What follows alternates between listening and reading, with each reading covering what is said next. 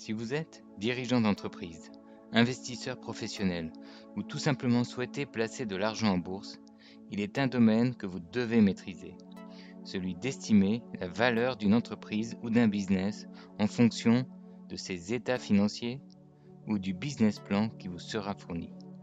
La comptabilité vous effraie? Rassurez-vous, vous n'avez pas besoin d'être un expert comptable si vous connaissez les principes de base qui entourent la valorisation d'entreprise. Le premier principe à connaître est que la valeur d'une entreprise va dépendre principalement du cash que cette dernière va générer actuellement s'il s'agit d'une entreprise mature, ou qu'elle devrait générer dans le futur s'il s'agit d'une start-up. Le cash flow est la métrique principale de valorisation d'une entreprise et non le compte de résultat. Retenez bien ce premier principe.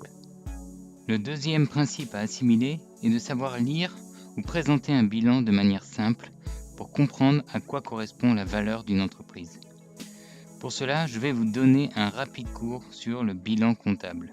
Ne partez pas, car comme avait l'habitude de le dire mon ancien directeur financier, un bilan est aussi simple qu'un ticket de métro parisien.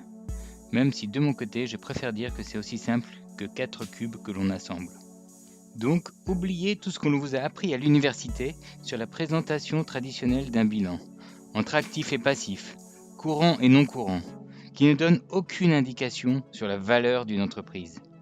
Afin d'identifier dans un bilan la valeur d'une entreprise, vous n'avez besoin que de 4 cubes. Ce sont ces 4 cubes que tout dirigeant, investisseur ou banquier veut voir ressortir dans vos rapports financiers. Si vous le faites, cela sera un bon signe de votre niveau de maturité en gestion financière. Commençons donc par le cube le plus important, qui n'est souvent jamais mentionné dans les manuels comptables et qui correspond aux actifs et passifs que détient l'entreprise qui ont une valeur sur le marché. On le nommera chez OYFD Finance investissement opérationnel ou Operating Investment en anglais. Investissement, car il inclut tous les actifs qui constituent le patrimoine d'une entreprise. Tout d'abord, les immobilisations corporelles, comme les terrains, bâtiments, machines ou véhicules nécessaires pour mener à bien les opérations. Ensuite, les immobilisations incorporelles, comme les logiciels, licences ou goodwill.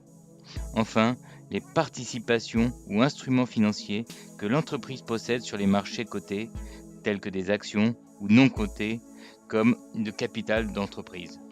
Enfin, opérationnel, car il inclut aussi le net de tous les autres actifs et passifs du bilan qui sont liés aux opérations courantes, parmi lesquels le besoin en fonds de roulement, ou BFR, qui correspond au décalage de trésorerie de l'entreprise lié aux opérations courantes entre les encaissements et décaissements à court terme.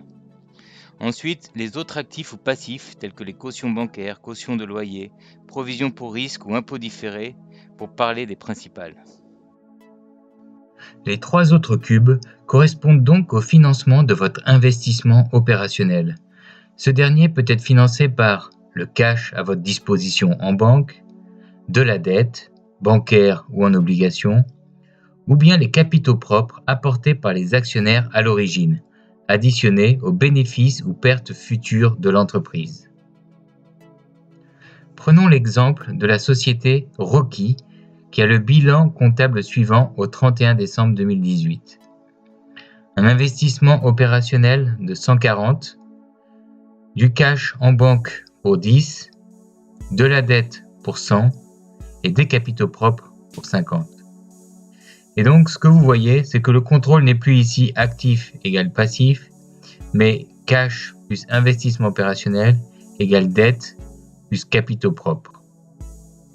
Libre à vous ensuite, dans un second temps, de détailler votre investissement opérationnel en ses principaux composants que nous avons vus plus tôt. Immobilisation nette, participation financière, besoin en fonds de roulement, autres actifs passifs. Donc maintenant que vous savez lire un bilan comptable, passons au dernier principe. Le troisième principe consiste à savoir où trouver la valeur d'une entreprise dans votre bilan. La juste valeur d'une entreprise correspond en fait à son actif net, qui est en fait la somme des 3 cubes suivants. Investissement opérationnel, plus cash, moins dette. Et donc ça correspond aux capitaux propres de l'entreprise. Et donc pour déterminer la valeur d'une entreprise, vous allez être confronté à deux cas de figure. Le premier, l'entreprise est cotée en bourse, et le deuxième, elle n'est pas cotée en bourse. Pour éviter que cette première vidéo ne soit trop longue, nous allons arrêter ici ce premier cours. Mais si vous avez apprécié l'approche pédagogique de la démarche, envoyez-nous un message pour nous dire si vous souhaitez que nous approfondissions cette notion de valorisation d'entreprise dans le cas d'une entreprise cotée ou non cotée à travers une ou deux nouvelles vidéos. Vous pouvez aussi directement nous contacter si vous avez un besoin dans ce domaine et nous nous ferons un plaisir de vous conseiller sur la manière de valoriser au mieux votre entreprise, en particulier si elle n'est pas cotée en bourse. À très bientôt, j'espère.